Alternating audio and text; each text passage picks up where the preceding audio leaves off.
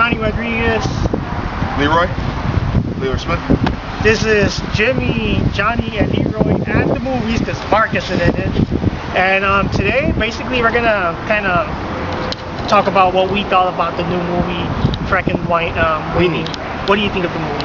I thought it was clever when they put all the old B-movie stuff like references. Though this is something the kids will not get. Like, there's a couple characters like Elsa Van Helsing and Edgar E. Gore. No kids even know what these characters' names are. Not, at least none I know of.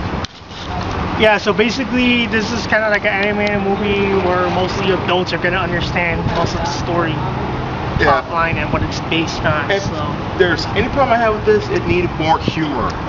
This was way too serious for a kid movie, and I know I'm talking about Tim Burton here, but still, even he had a little bit of humor in some of his darkest stuff.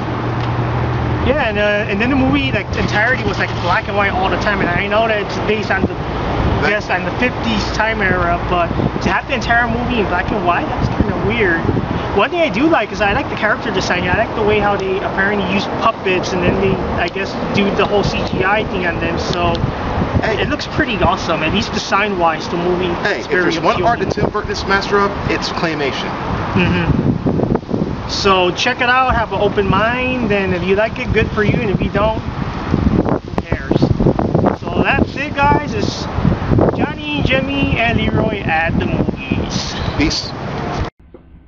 Hi guys, this is Johnny Rodriguez. This is Johnny, Jimmy, and Leroy at the movies. Mark couldn't make it.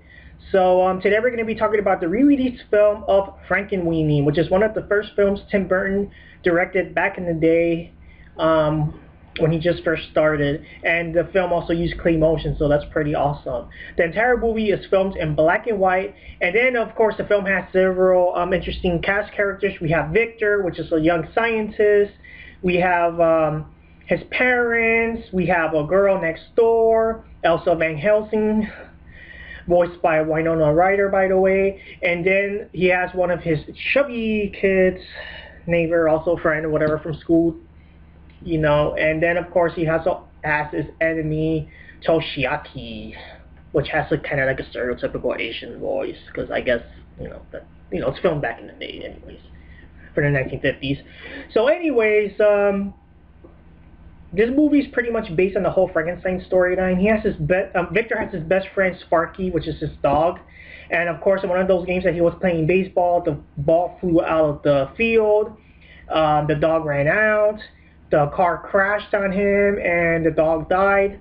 So of course, because of that happened, not Sparky, but Victor got very sad and everything.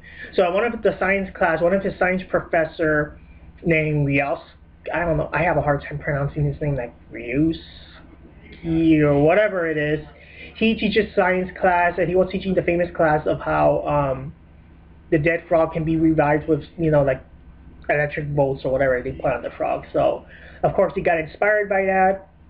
He would dug his dog out of the grave. He would bring it back in his room, and then he would revive the dog by doing that. And then there would be like electric storms, T-storms hitting right directly towards the dog, the dead dog. And then of course the dog is alive, and basically this is pretty much the way the scene is filmed. It looks pretty much like that famous Frankenstein scene. The only thing missing for him to say is that the dog is alive.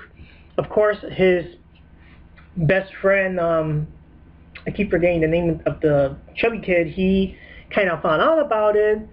So then he wanted his dead goldfish to be revived, and then Victor did that, but didn't succeed all the way, because then, like, you would, instead of having a dead goldfish that's alive, you would have like an invincible goldfish swimming around the water. So that didn't went too well. And of course, the enemy Toshiaki also wanted to know how that technology can be made for his science fair project, blah blah blah.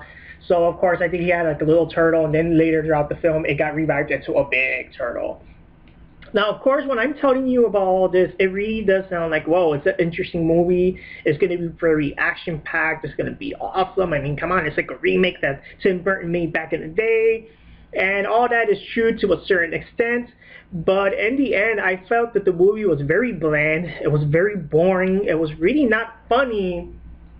And I think the film was just way too serious. I mean, for a kids film, they need to. I think they needed to simplify the story a little more.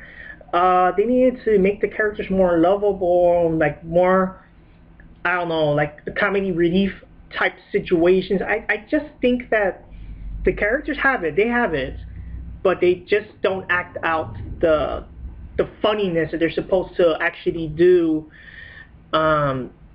in a kids film. So personally, I think that that's the only drawback this film really have. And if you've seen, especially Jimmy's post on Facebook, you will clearly see how vocal he is of how boring this movie is. So if you want to check it out, you could check it out. But if you think it's like not worth it, well, you could always wait till they release it on DVD. To me, I don't really care. So anyways, this is Johnny and Jimmy Leroy at the movies. And I'm going to be kicking off, and see you next time.